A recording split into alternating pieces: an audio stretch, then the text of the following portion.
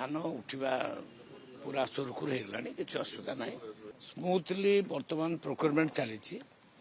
आज पर्यंत 14 lakh metric ton धान उठी सारा आमती किसी डिमांड थिला डिमांड अनुसार मुझे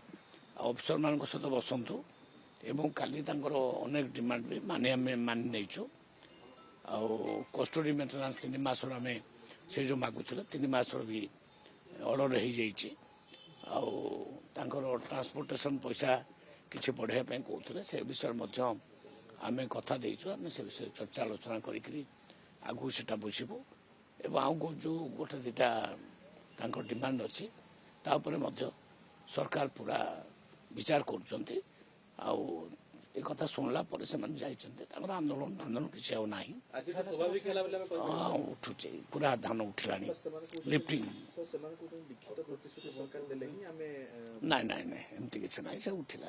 कौन सी प्रोब्लेम ना सबू जिले में प्राय 19टा जिले में बर्तमान प्रोक्योरमेंट चलती।